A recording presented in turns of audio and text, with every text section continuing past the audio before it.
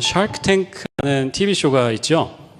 한국으로 치면 이제 벤처 기업을 운영하는 사람들이 나와가지고 자기 사업을 소개를 하고 투자자들에게 투자를 받는 그런 TV쇼입니다. 정말 다양한 사업들이 있더라고요. 물건을 팔기도 하고 서비스를 제공하기도 하고 어떤 플랫폼을 만들기도 하고요. 온라인에서만 사업을 하는 사람도 있고 로컬에서 해서 확장하는 사람들도 있고요. 약 10년 전에 2013년에 제이미 세미너프라는 사람이 출연을 했습니다. 제이미의 아이디어는 비디오 도어벨이었어요. 우리 지금이야 우리 집 앞에 그 비디오 도어벨이 되게 일반적인 게 됐죠. 그런데 이때만 해도 10년 해도 굉장히 혁신적인 아이디어였습니다. 문 앞에다가 달아놓고 집 와이파이에 연결을 하면 누가 띵동을 했을 때 알림이 오는 거죠. 누가 지금 문 앞에 있다. 그리고 카메라가 켜지고 그 사람과 대화도 할 수 있는 그런 기술이었어요. 이 회사 이름은 DoorBot이었습니다. 투자자가 여러 명 있는데요. 이 샤크탱크에 샤크스라고 부르죠. 다들 투자하지 않겠다고 거절을 했어요. 그러다가 마지막에 이 케빈 올리어리라는 이 프로그램의 거의 격이죠. 그 사람이 마지막으로 투자를 제안을 합니다. 70만 불을 투자하겠다. $700,000를 지원을 하겠다. 그 대신에 10% 로열티를 달라. 그리고 70만 불을 리쿱 한 다음에는 그 다음에는 3%인가 5%만 줘도 된다라고 했어요. 이 신생 기업에게 70만 불이면 엄청난 돈이죠.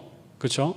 그리고 지금 환율이 나빠서 뭐 여기 우리에게는 또 좋기도 하지만 그렇죠? 한국 갈 때 편한 부분도 있지만 지금 환율로 따지면 11억 정도 아마 될 겁니다. 1,470원 지금 이러니까요. 게다가 10년 전이었으니까 이 새로 시작된 기업에게 얼마나 큰 돈입니까? 다른 샤크들이 이 제이미가 왜 이런 베팅을 하나 하고 놀랐어요. 그런데 이 제이미라는 사람이 케빈이 오퍼를 했죠. 죄송해요. 근데 제이미가 태어난 얼굴로 그 오퍼를 거절합니다. 그리고 이 제이미의 출연 분량이 한 5분 만에 끝나요. 그로부터 5년 뒤에 여러분 무슨 일이 일어나는지 아시나요? 아마존이 이 회사를 샀습니다. 그리고 그 회사 이름을 링이라고 바꿨어요. 이제 좀 커넥팅 닷 하고 계신가요? 그렇죠? 링이라는 회사였어요. 지금은 굉장히 큰 회사가 되었죠. 모두가 궁금해하시는 과연 얼마에 팔릴까? 정확한 금액은 모르지만 1 빌리언 이상에 팔렸다라고 이야기를 해요. 70만 불 오퍼를 거절하고 5년 뒤에 가 넘는 금액으로 회사를 판 거죠. $1 billion. 저는 이런 이야기를 들으면서요, 이 사람들이 가진 그 안목이 참 궁금합니다. 5년 뒤에 우리 회사가 그렇게 될 수 있다라는 그 확신이 있어야만 지금의 그 오퍼를 거절할 수 있는 거 아닙니까? 5년 뒤에 우리가 열심히 하면 분명히 기회가 있을 것이고 지금 70만 불 훨씬 그 이상의 가치를 낼 수 있다. 그 안목이 있기 때문에 지금 현재의 그 매력적인 오퍼를 거절하는 거죠. 그거를 물리치고 자기 비전에 대해서 계속 확신을 갖는 거죠. 그 확신 때문에 현재의 유혹에 굴복하지 않고 이겨낼 수 있는 겁니다. 우리 요한계시록 시리즈 마지막에 왔습니다. 우리가 함께 읽은 본문은 요한계시록의 결론입니다.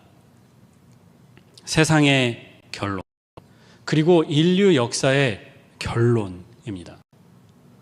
지금까지 요한이 여러 가지 환상을 보았습니다. 나왔어요. 용이 나왔습니다. 반대편에 어린 양이 나왔고요. 어린 양을 따르는 사람들과 하늘의 천사들이 나왔어요. 그 두 세력이 한바탕 전쟁을 벌였고 어린 양의 군대가 짐승을 붙잡습니다. 그리고 짐승은 산채로 불바다에 던져집니다. 보스가 나오는데 용이 나와요. 성경이 뭐라고 하시냐면 용이고 악마이고 사탄이다 라고 말씀합니다. 옛 뱀이라고 말씀해요. 이 사탄도 자기 군대를 모아가지고 하나님의 사람들과 마지막 결전을 하지만 결국 패배하고 사탄도 불바다에 던져집니다. 다 끝났어요. 악의 세력이 다 죽었고 힘을 잃었습니다. 그런데 문제가 있죠. 땅은 어떻게 되는 이 세상은 어떻게 되는 건가요? 이 두 진영의 전쟁 때문에 땅이 엉망진창이 되었습니다. 수많은 사람들이 죽었어요. 이게 만약에 영화였으면 지금 이 장면이 영화로 나온다면 어떻게 될까요? 3 years later 이렇게 하고 3년 뒤 갑자기 새들이 짹짹짹 날아다니고 어린이들이 소리 지르면서 뛰어다니는 밝고 찬란한 그 도시가 나올 거예요. 언제 전쟁이 있었냐는 듯이 다 복구가 되고 정상으로 돌아간 세상을, 평화로운 세상을 보여주고 영화가 끝이 날 겁니다. 그런데 성경은 그렇게 말씀하지 않아요. 오늘 2절 말씀입니다. 나는 거룩한 도성 새 예루살렘이 하나님께로부터 하늘에서 내려오는 것을 보았습니다. 성경은요, 폐허가 된 이 세상을 하나님이 고치시고 복구하신다고 말씀하지 않으세요. 완전한 세상이, 새로운 세상이 하늘로부터 내려왔다고 말씀합니다. 마치 우리가 구원에 대해서 이야기할 때 거듭남이라는 말을 쓰잖아요. born again 이란 말을 쓰죠. 그것처럼 새로운 세상이 왔다는 거예요. 우리 구원을 이야기할 때 성경은 how to live a better life 이런 이야기 하지 않으세요. how to fix your life 라고 말씀하지 않으세요. 성경은 예수 그리스도 안에서 우리가 완전히 새 사람을 입어야 한다고 말씀하십니다. 예수님 안에서 옛사람은 죽고 새로운 자아를 입는다고 말씀하세요. 마치 그것과 같이 새로운 세상이 내린다는 거죠. 우리가 읽지 않았지만 요한계시록 21장 1절에 분명히 말씀했습니다. 나는 새 하늘과 새 땅을 보았습니다. 여기가 중요합니다.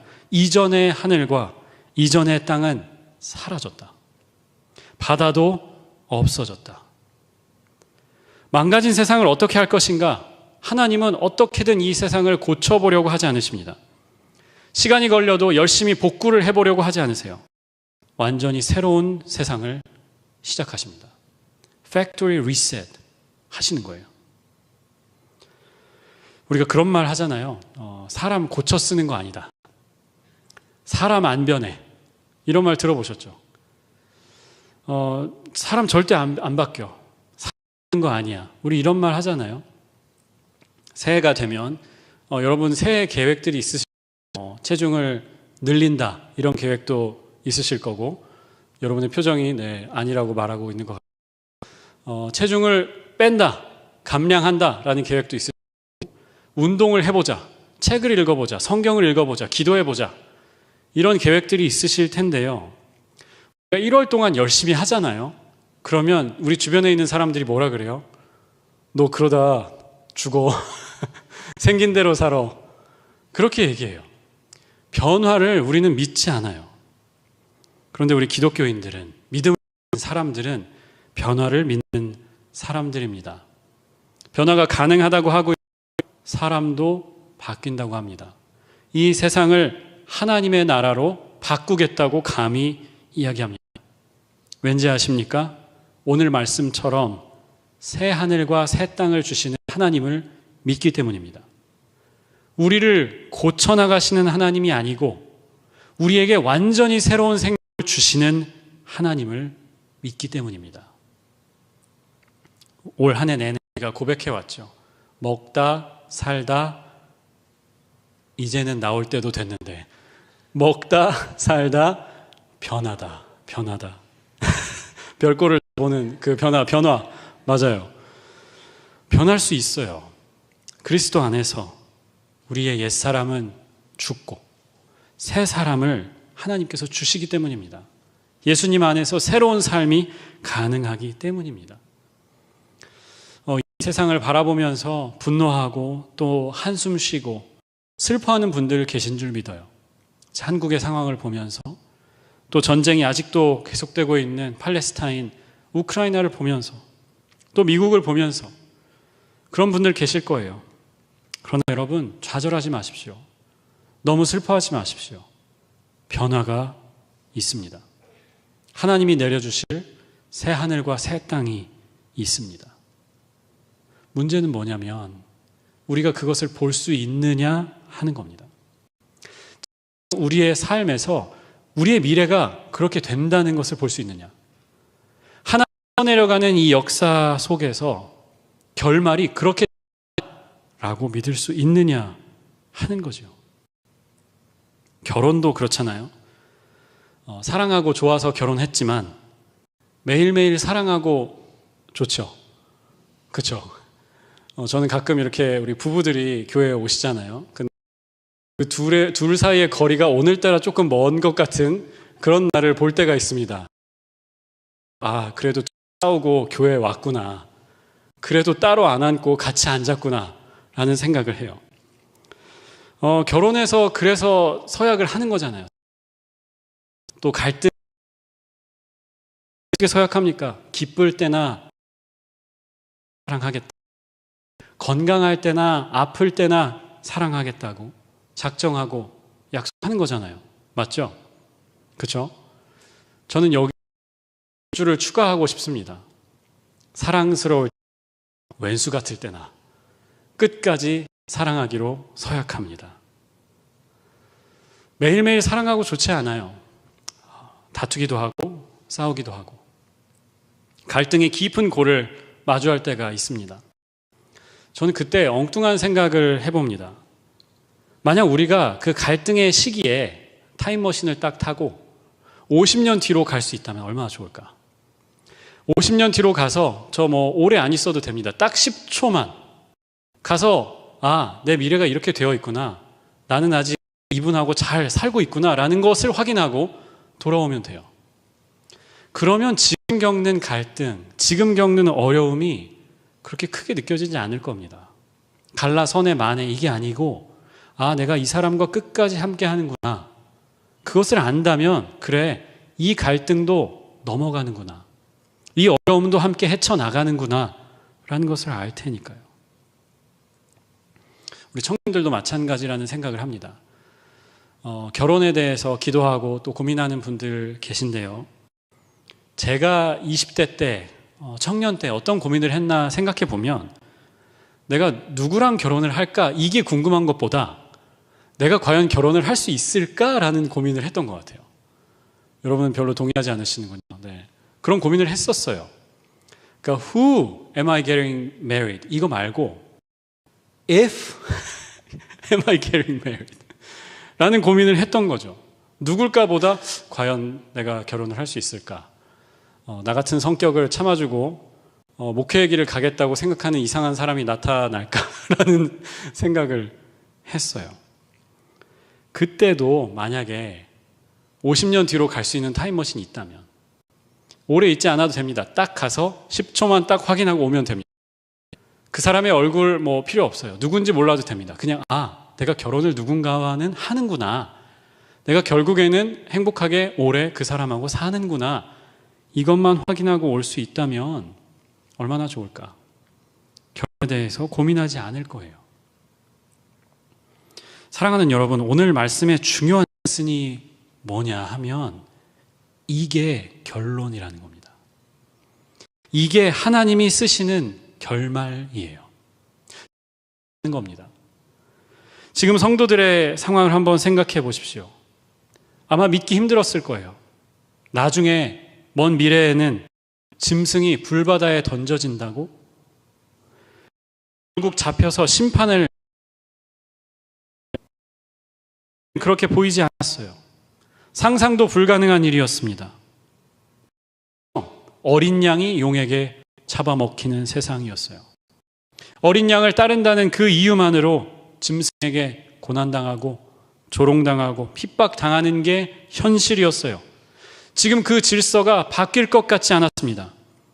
믿음을 지키려고 하는 사람들은 잡혀가고 맞고 죽고 이 질서가 달라질 것 같지 않았어요. 그런데 계시 분명히 말씀합니다. 이게 결말입니다. 의가 마지막에 이긴다. 하나님이 이기신다. 그리고 끝까지 인내하는 주시는 4절입니다. 하나님께서 성도들의 눈에서 모든 눈물을 닦아주신답니다. 다시는 슬픔이나 죽음이나 울부짖음이나 고통이 없을 거라고 하십니다. 왜냐? 이전 것들이 다 사라졌기 때문에. 바꿔 말하면 변할 것 같지 않았던 그 질서가, 너무나 단단해 보였던 그 질서가 다 없어졌기 때문에. 용이 득세하던 그 세상이 없어졌기 때문에.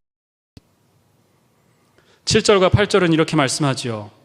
이기는 사람은 그것을 상속받습니다. 나는 그의 하나님, 그는 내 자녀가 될 것이다.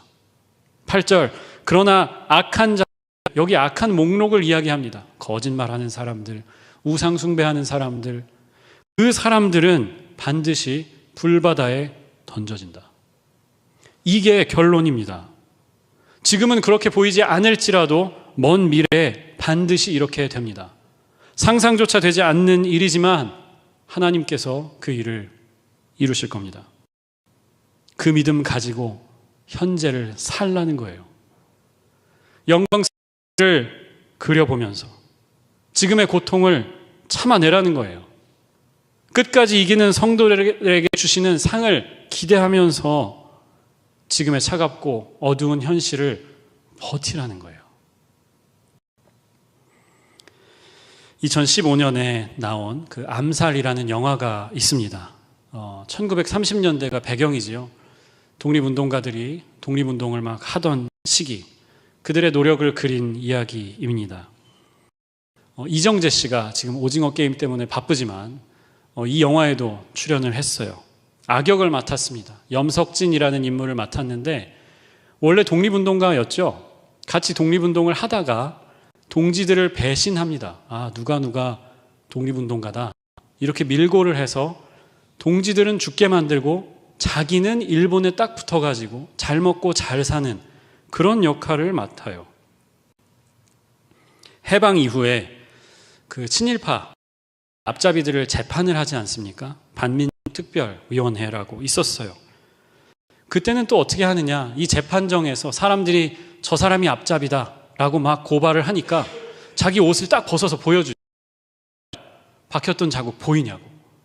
내가 원래 독립운동을 했었던 사람이라고 거짓말을 해요. 일제 치하에서는 일본에 붙어서 잘 먹고 잘 살다가 해방이 되고 나니까 자기가 독립운동가였다라고 이야기를 하면서 위기를 넘어가요. 재판이 끝나고 재판정 걸어갑니다. 그때 이 전지현 씨가 나와서 염석진을 죽이잖아요. 마지막에 사살을 해요. 그때 마지막으로 그때 왜 동지들을 배신했습니까? 그때 염석진이 이런 대답을 해요. 저는 이 대답이 잊혀지지가 않아요.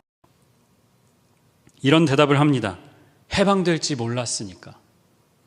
이렇게 빨리 해방될지 몰랐으니까. 알면 그랬겠나? 라고 물어요. 그리고 총을 맞고 죽습니다. 알면 안 그랬겠죠? 해방될 줄 알았으면 동지들 배신하지 않았을 겁니다. 끝까지 독립운동 했을 거예요. 우리도 마찬가지예요. 하나님이 다 보여주시는 겁니다. 요한의 계시록을 통해서 우리에게 말씀하고 계세요. 이게 끝입니다. 이렇게 끝납니다. 결말을 알기 때문에 믿음 지키고 살라는 겁니다. 끝까지 신실하게 버티라는 겁니다. 제가 초등학교 5학년 때 전학을 했어요. 그래서 5학년 말 2학기 때 전학을 했고 6학년 때까지 그 학교를 이제 다니고 졸업을 했는데 집이 이사를 한 것은 아니었어요.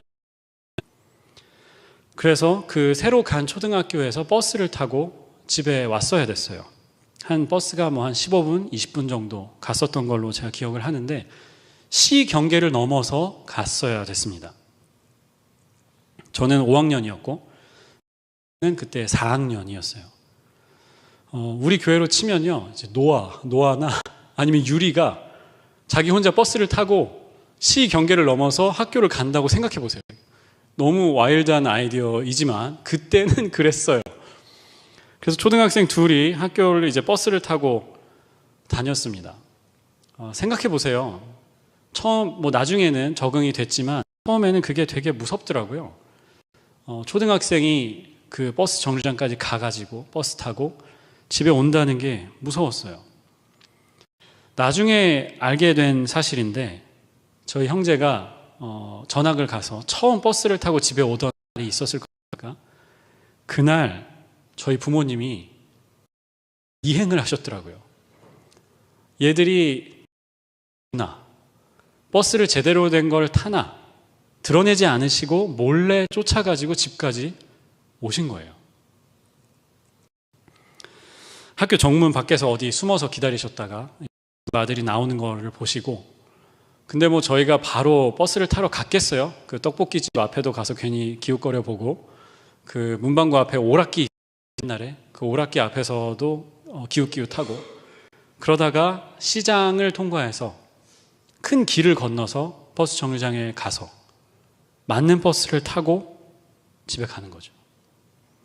그때를 다 뒤를 밟으면서 지키지 않게 몰래 조용히 우리를 따라오신 거예요.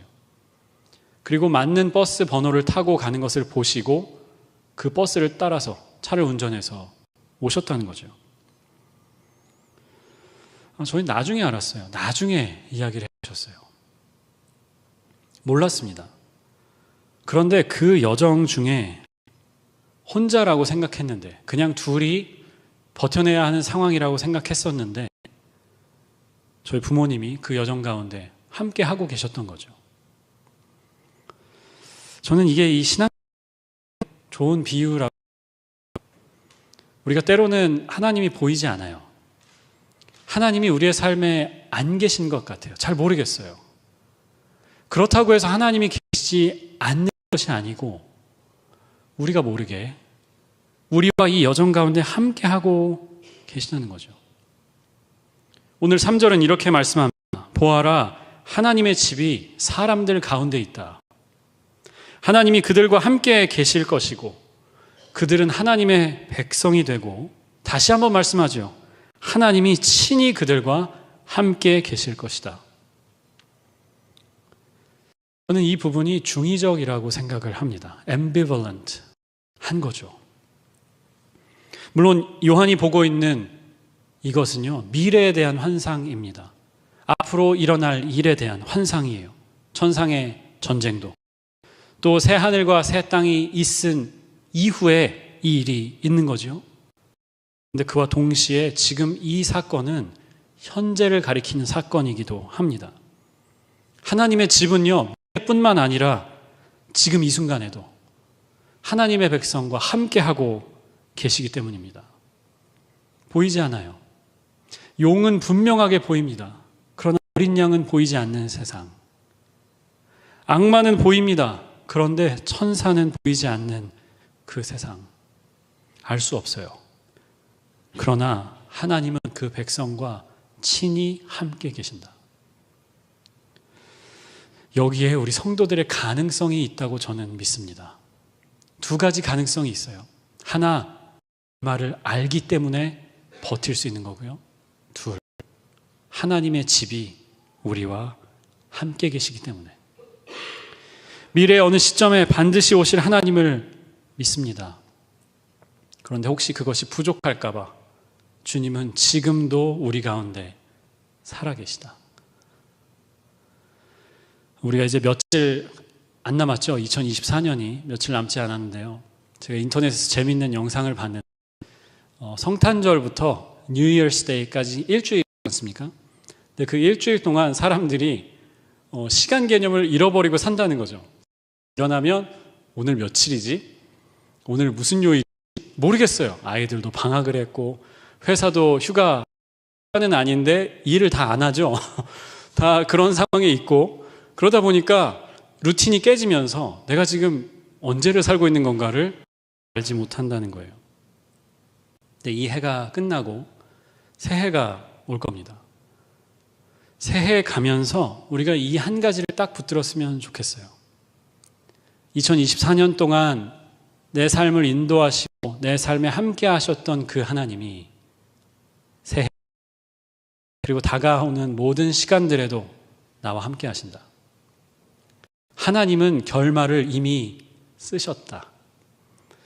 작정하셨다. 그것을 믿고 가는 겁니다. 그렇게 사는 저와 여러분이 되길 주님의 이름으로 축원합니다. 기도하겠습니다.